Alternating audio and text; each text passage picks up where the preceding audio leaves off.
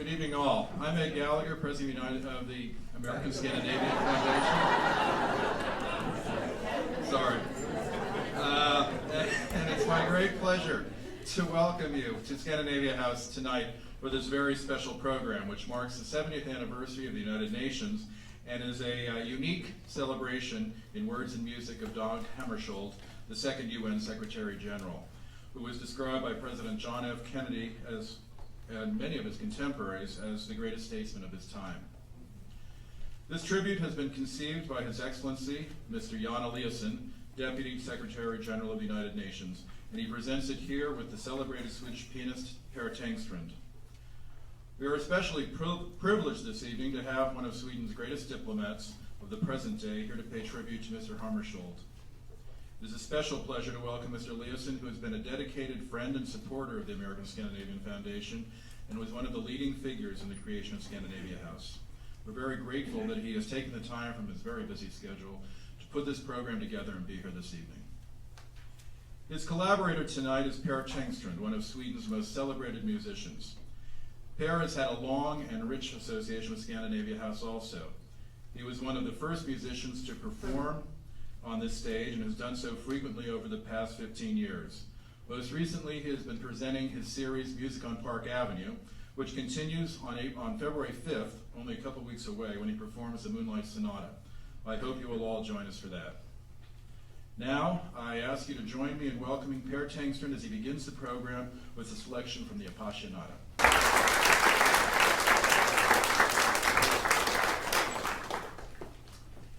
Thank you so much. When I play concerts and sometimes there are people who come and they want to listen to nice, relaxing, beautiful classical music. And then I play the Appassionata. And they are shocked because it's not pretty. It's shockingly dark, and it's full of conflict, and I wouldn't hesitate actually to call this music violent. And that is the reason that I chose this piece to start tonight, because that is, we can't always pretend that the world is all rosy and beautiful, and Beethoven really reminds us of this through his own life and through his own music. This is music that really tears itself apart, so to speak. It also ends, the first movement ends without any resolution to anything. It ends in a frustrating way, in a pianissimo. Everything dies out without really having resolved anything. So that would be what people like Dag Hammarskjöld would face. And I am so proud and so happy that we can make this program today. I had a Beethoven concert here a few months ago, and Mr. Eliasson showed up as an audience and came with this idea that is actually a very old idea, but he said, let's do it now, and when you want something, it happens. So enjoy this evening with us. Both of us, we love applause. Yes, go ahead. I even love applause between movements. But for tonight, we think that to just make it easier and perhaps give it the right atmosphere,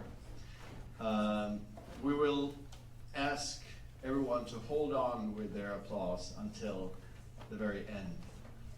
So we will have the program with music and with words without applause, and then when the final tones of Beethoven will sound, there will probably, I think, be a moment of silence, because it's we go from Appassionata with all its violence to the inner peace almost being in another world in the last sonata and with the aria there, and a moment of silence, and we are done, and you can applaud as much as you like.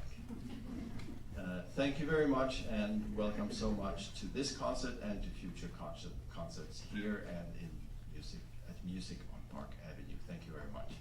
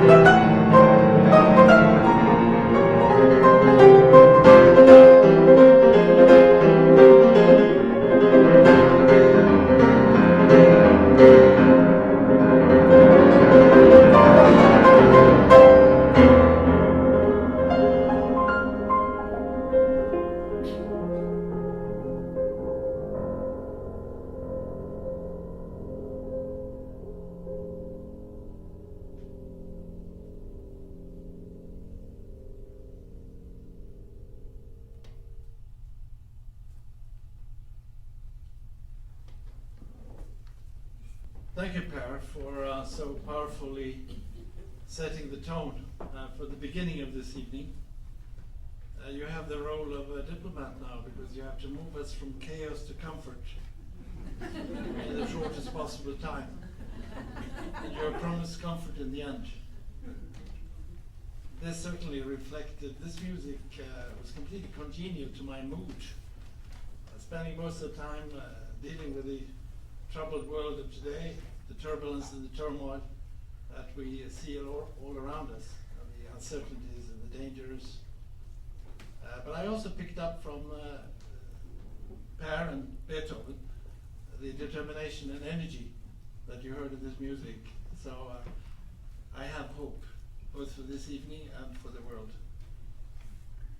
This idea is 10 years old.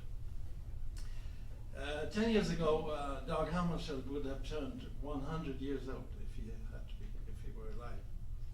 And I had been ambassador in Washington for 5 years, and I had been out in, I don't think I've told you this, Per, but I was inspired by an event where a Swede was given a prize for Swedish-American cooperation, like Lena, our friend Lena Kaplan.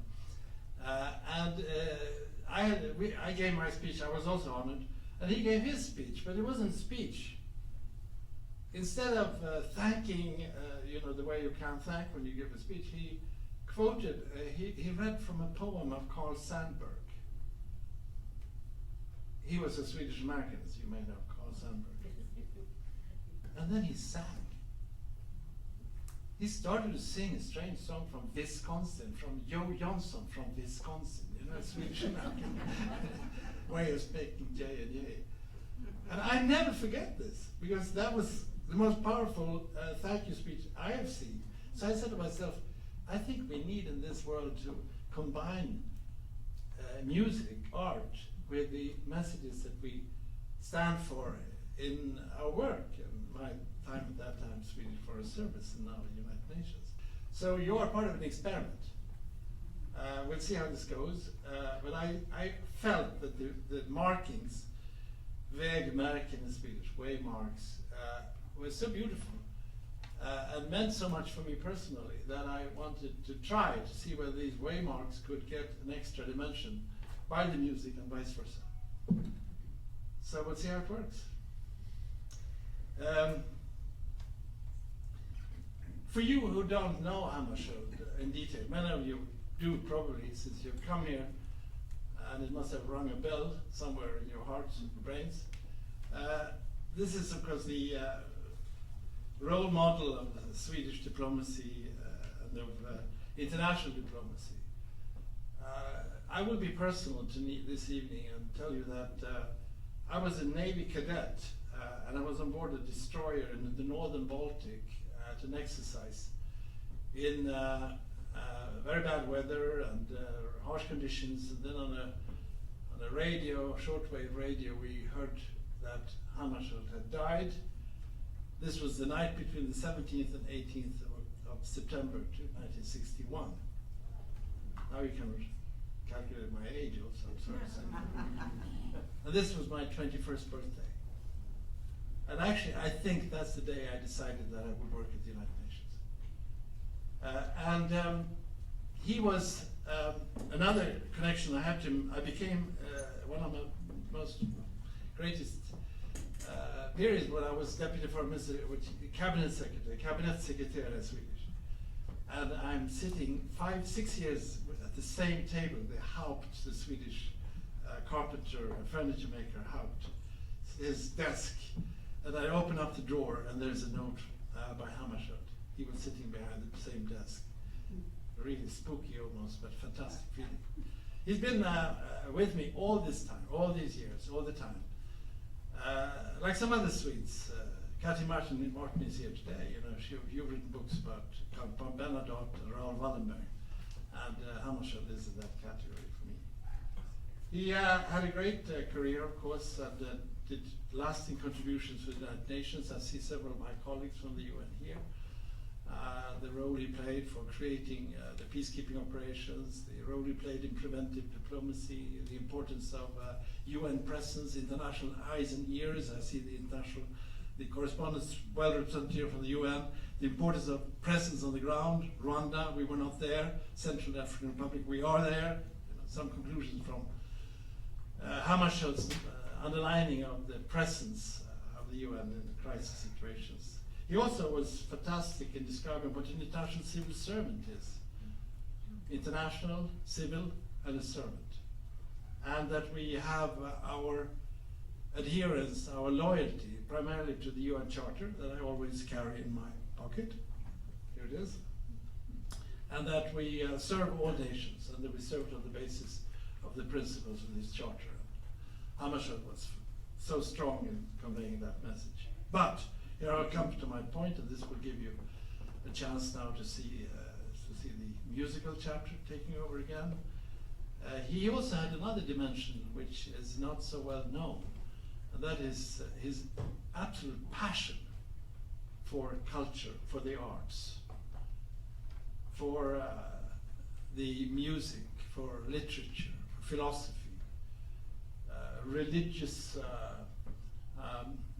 He was very much attached to the medieval religious mystics.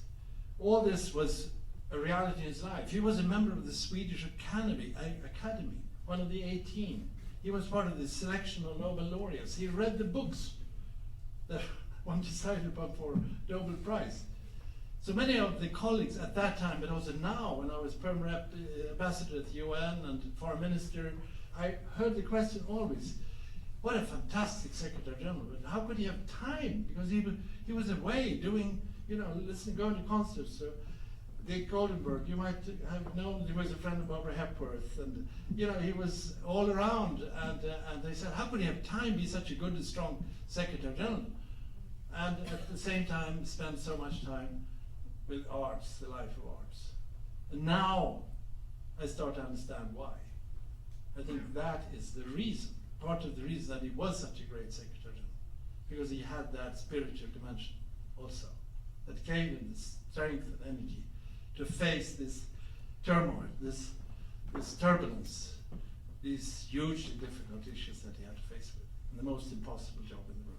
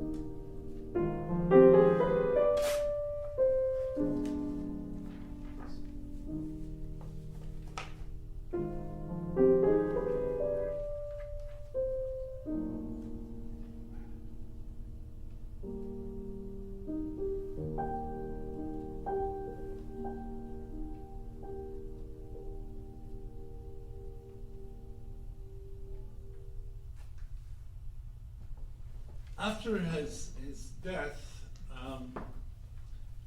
Leif Belfrage, another cabinet secretary, opened up an envelope, and this envelope contained a letter from Dag Hammarskjöld.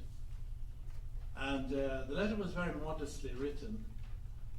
He said that during my life I've been writing down some ideas, some thoughts, some reflections, some observations, even some haikus that I've written.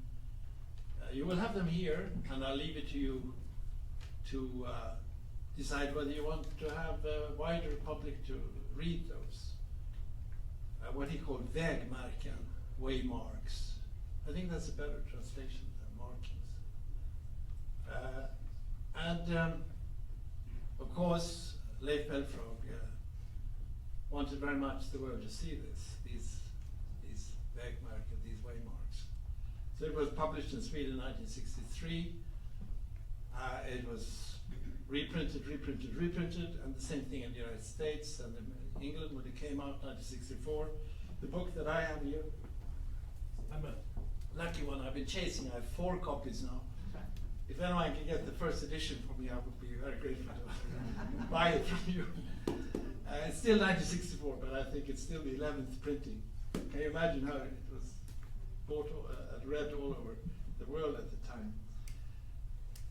The best line in that letter he wrote to Belfrage was simply that this book really reflects my negotiations with myself and with God. God is a central theme in his waymarks and also in his life. He brings back what marked his life, and he has written about his heritage, what his father and mother gave him. And the religious aspects came very much from his mother. But what he wrote, actually as a contribution to a radio program that he had with Edward Morrow in the early 50s, or actually 53, 54, when he just came to New York as Secretary-General. This was evident for Edward Morrow to understand his background. So he wrote to Edward Murray. From generations of soldiers and government officials on my father's side, I inherited a belief that no life was more satisfactory than one of selfless service to your country or humanity. This service required a sacrifice of all personal interest, but likewise the courage to stand up unflinchingly for your convictions. From scholars and clergymen on my mother's side, I inherited a belief that in the very radical sense of the Gospels, all men were equals as children of God and should be met and treated by us as our masters. Faith is a state of the mind and the soul. The language of religion is a set of formulas which register a basic spiritual experience. In his waymarks, and I have chosen them pretty randomly, I must say. I was, after Christmas, spending an evening deciding on what I wanted to read to you today. And I chose one that picked as the first to relate to his religious dimension, the almost mystical adherence to a belief that also had these medieval mystics like Meister Eckhart. He was also a great reader of Thomas of Aquino, and in modern philosophy at the time, Buber. And he also talked about Ich und du, I and you being part of God, and listening to your own voice and the voice of God in yourself. He had that very strongly in it, and you should be prepared when you read that. It's a pretty deep experience that you will have when you read it. And I must say, when I read it as a young man, 23 or 24 years old, I must say I didn't quite connect. But now, looking back at my own life experience, I think I understand it better. So one of these waymarks is simply this one. The more faithfully you listen to the voice within you, the better you will hear what is sounding outside. And only he who listens can speak. Is this the starting point of the road towards the union of your two dreams? To be allowed in clarity of mind to mirror life, and in purity of heart to mold it. This section is supposed to give you the sense of this religious dimension of Hammarskjöld. And I will start with a prayer that he wrote which also shows his sort of longing for improvement of his own life, which constantly went on, and also improvement, of course, of the world. So he says this in his prayer: "Give me a pure heart, that I may see thee. Give me a humble heart, that I may hear thee. Give me a heart of love, that I may serve thee. Give me a heart of faith, that I may abide in thee."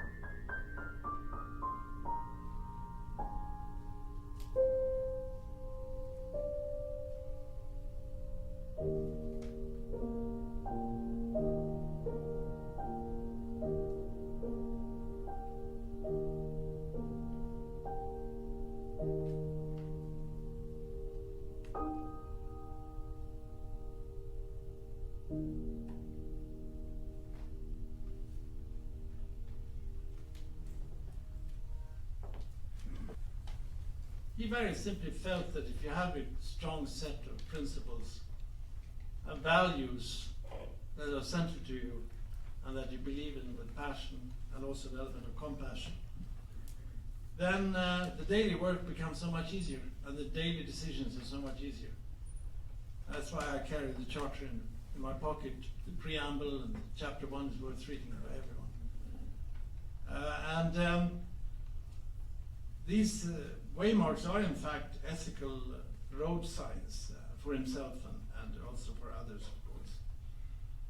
I will just read out almost randomly again some of those ethical waymarks and road signs.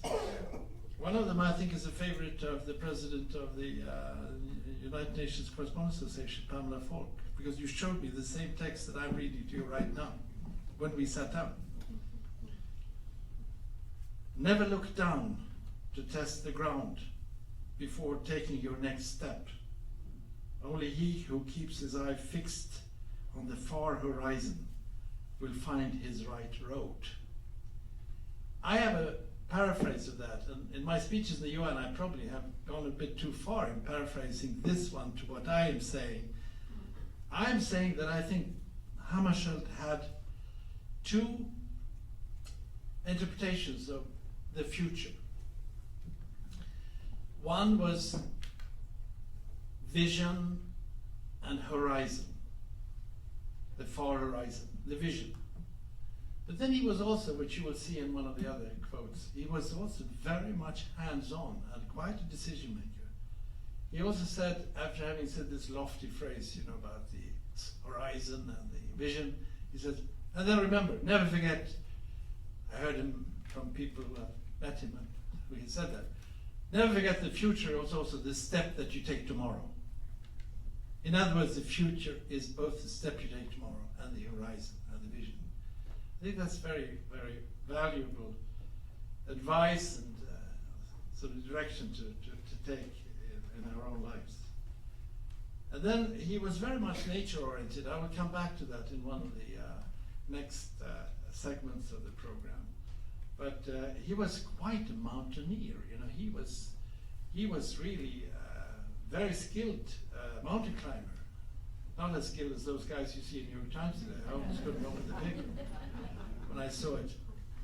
But Secretary-General who was another mentor of mine who died last year, he was accompanying Hammarskjöld to the mountains, and he said, I was scared to hell. He took chances and risks, and I never do it again. He only went once with him. And the mountain and nature was very important. Another one is something that I gave you a chance to give several interpretations, very short one, but he says simply this one. Never measure the height of a mountain until you have reached the top. Then you will see how low it was.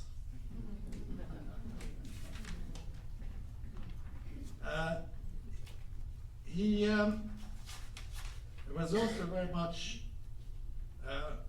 I think, an interesting mix between having a great sense of collective responsibility, solidarity with those suffering, and they were many, but also the power of your individual capacity and finding the sources in yourself as a way to do better for others.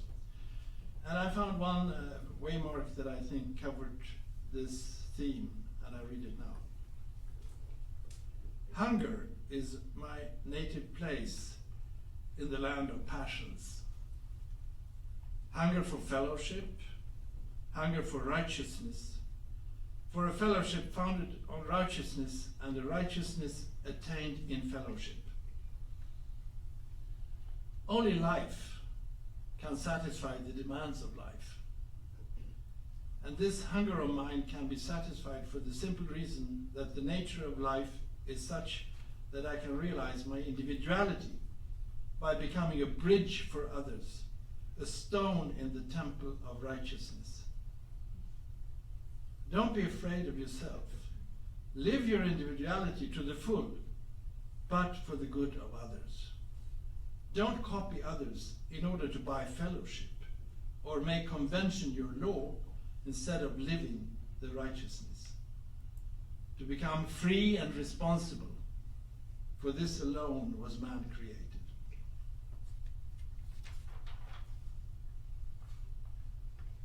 And then this one, which I read out because I walk, I would say, over it every morning. It's written on the ground, on the floor, on the stones in Dag Hammarskjöld Plaza Square and around Malmö Square. I live in the neighborhood, so I walk past, and there on the ground you have a circle, and there it's inscribed. So if you want to remember this, don't remember from me, go and take a walk. And it says very simply, never, for the sake of peace and quiet, deny your experience or convictions. Very simple, very wise. And then I talked about his farsightedness, this somewhat mystical, religious consciousness, but at the same time he was so practical. You can imagine being Secretary-General and the everyday decisions. And so here is one which is typically covering this two sides of Hammarskjöld. Do not look back, and do not dream about the future either. It will neither give you back the past, nor satisfy your other daydreams. Your duty, your reward, your destiny are here and now. Quite a tension, isn't it, between that other dimension and then you got to do things right now and here.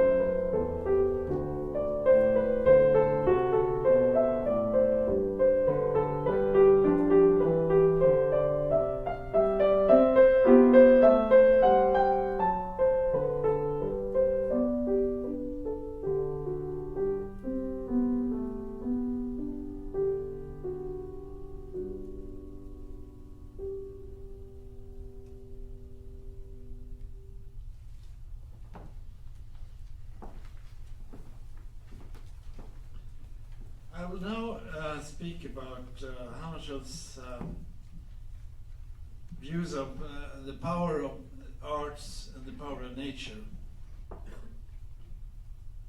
In fact, what Per just played will relate to what I'm finishing with in this part of the program. You will understand what. Goldberg variations of Bach. I can play it again. No, you don't have to, because you're going to finish going over the nature part.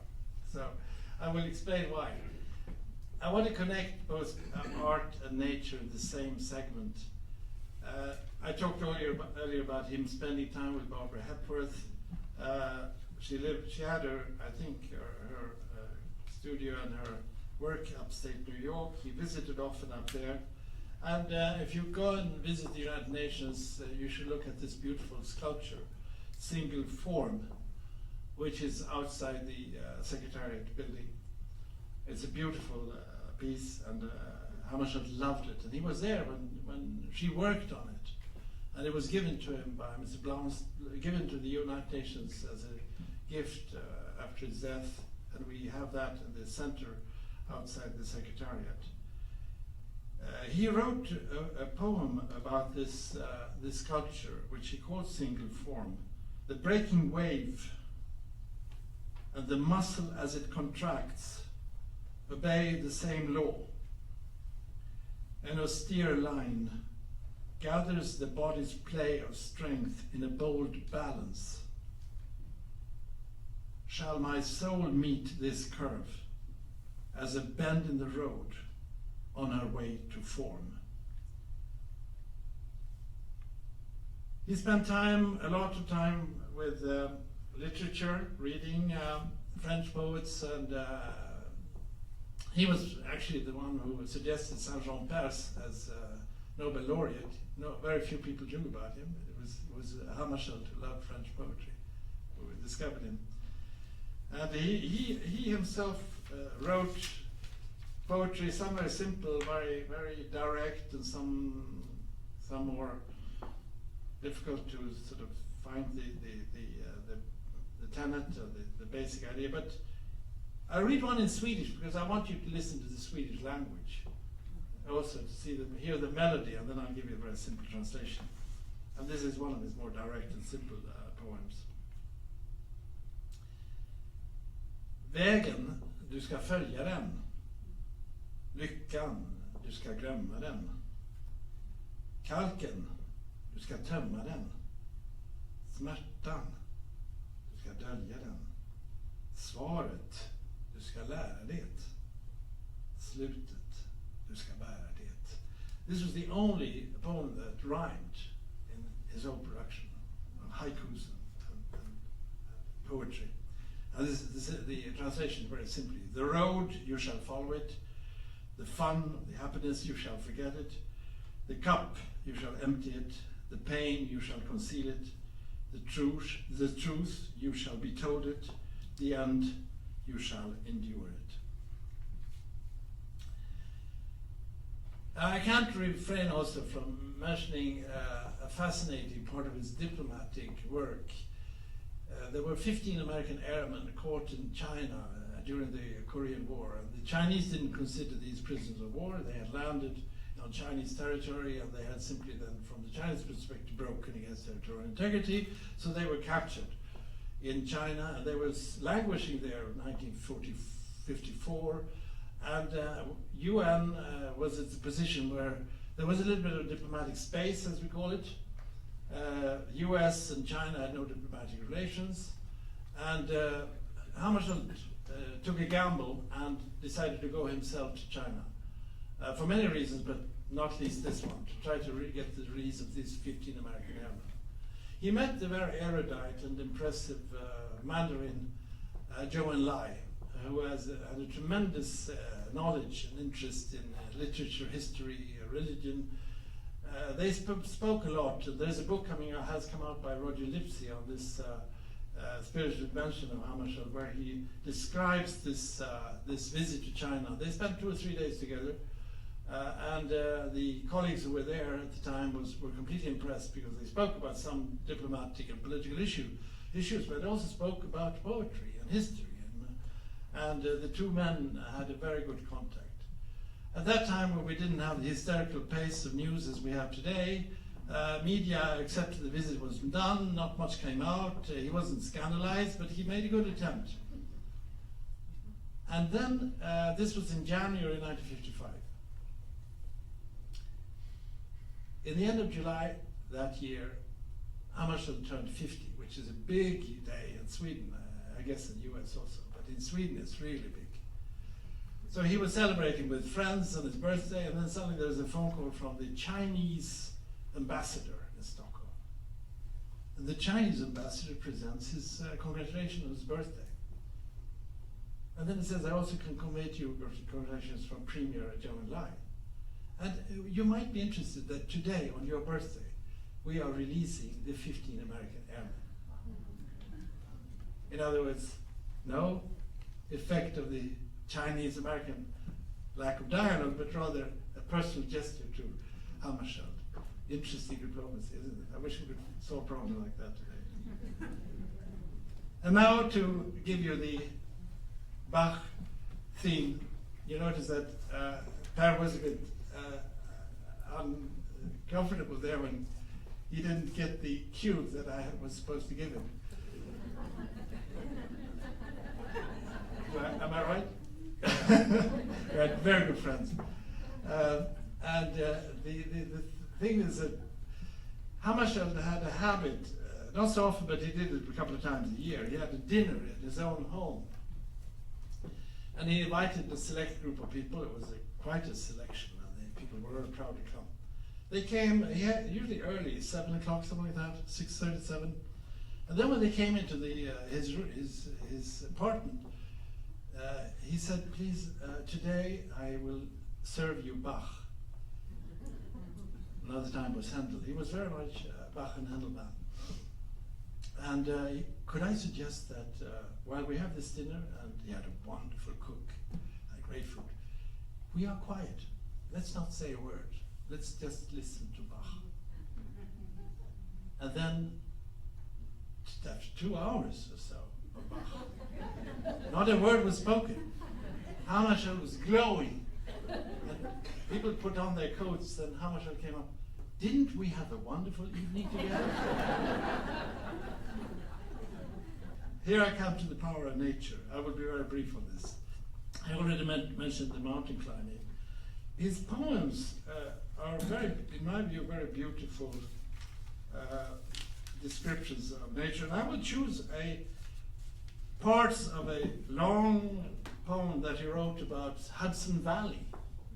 He loved the Hudson Valley area, and he often hiked up there and spent time in friends' houses.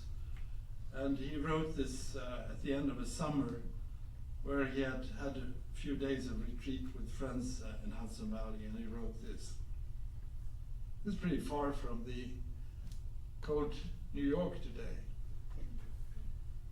A warm autumn night, moon lighting this path, far away a heart stops. A veranda in the forest, 1,000 bow strokes, brief light signals. April snow, the cardinal sought shelter in the white forsythia. Trees quiver in the wind, sailing on a sea of mist, out of earshot. The cicadas shrieked as the glowing sky consumed their last evening. Trees, waters, crescent moon, all things tonight in shivering osmosis. Congenial to other people, it is with myself that you must live. He had a sense of being part of nature, and he talked about realizing that we have to have a harmonious relationship to nature, to human beings, of course, but also to animals and to trees, and sort of a search for peace with nature and the humility we must feel when we realize that we have this time on this planet. We may have plan B in life, but we have, as you know, no planet B. And I think that he had this sense of being part of the whole. It comes back, and it comes back in short sections here, and I will not reread them, but I think it fits into this sense of nature he got a lot of strength from nature, and he saw nature as part of the human experience. So now, Per, you move to build on the nature, sense of nature. I'm sure you will do it skillfully. Respect for the word is the first commandment in the discipline by which a man can be educated to maturity, intellectual, emotional, and moral.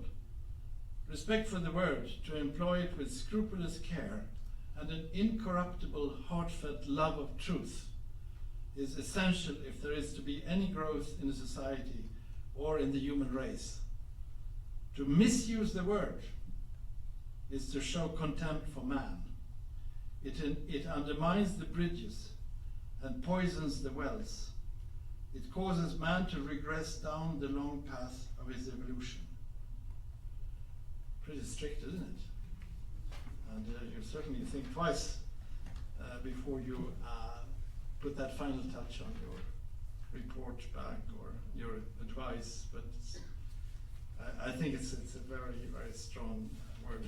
Then he can be very ironic, and he hated vanity. He hated vain people, and he has a short one here that he probably wrote more in jest than in seriousness. But he wrote this: vanity rears its ridiculous little head and holds up the distorting mirror in front of you. For an instant, the play actor adjusts his smile and his features to the role. For a mere instant, but one too many. It is at such times that you invite defeat and betray him whom you serve.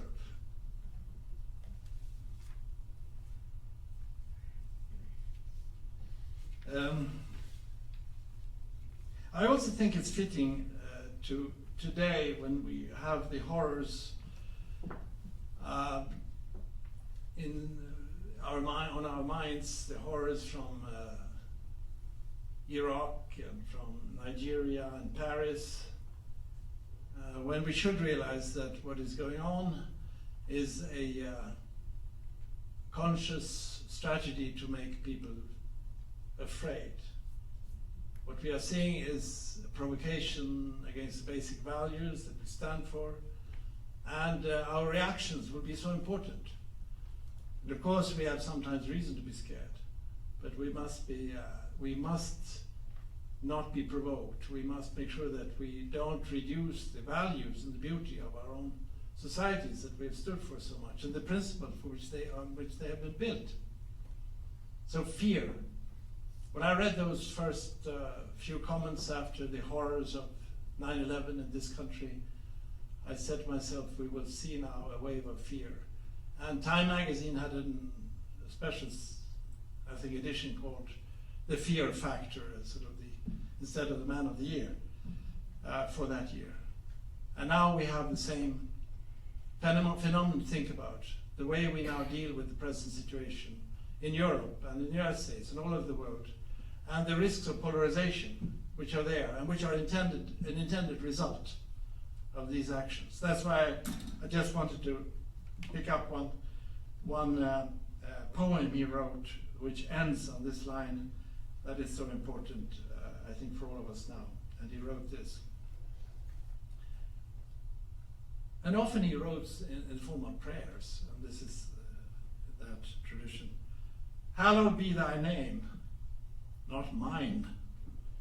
Thy kingdom come, not mine. Thy will be done, not mine.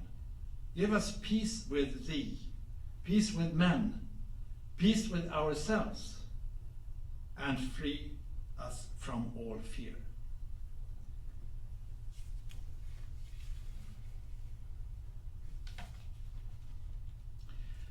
I will now come to the very last part, and as you understand, it will be related to his death on that night with that air crash that took place on the 17th, between 17th and 18th of September 1961.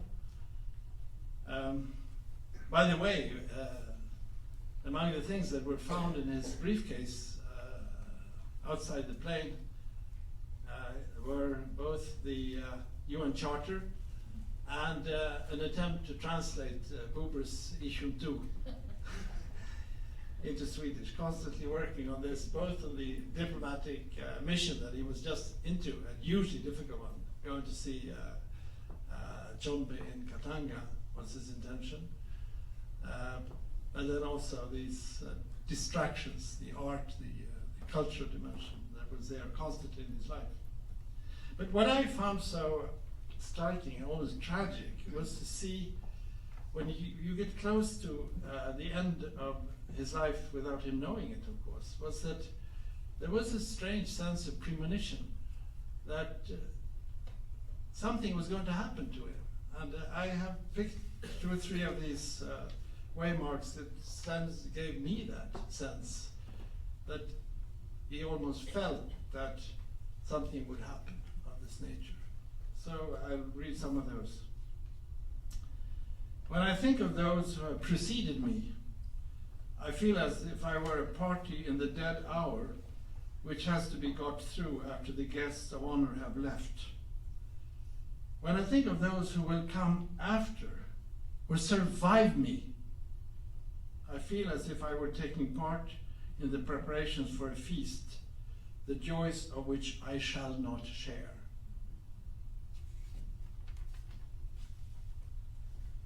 Another poem which I've taken out some parts, but I will take the key parts. Give me something to die for. What makes loneliness and anguish is not I have no one to share my burden, but this, I have only my own burden to bear. Pray that your loneliness may spur you into finding something to live for, great enough to die for. And then I come to the very last contribution from my side, and that is to read from you the to me, very moving and touching last page of the Waymarks, Vägmarken. I could read it in Swedish, but I will do it in English. I think the English translation of this poem is very good. And this was the last things he wrote in August 24, 1961, 3 weeks approximately before his death. And this is what he wrote. Is it a new country in another world of reality than today's? Or did I live there before today was? I woke to an ordinary morning with grey light, reflected from the street, but still remembered the dark blue night above the tree line, the open moor in moonlight, the crest in shadow, remembered other dreams of the same mountain country. Twice I stood on its summits. I stayed by its remotest lake and followed the river towards its source. The seasons have changed, and the light, and the weather, and the hour, but it is the same land. And I begin to know the map and to get my bearings.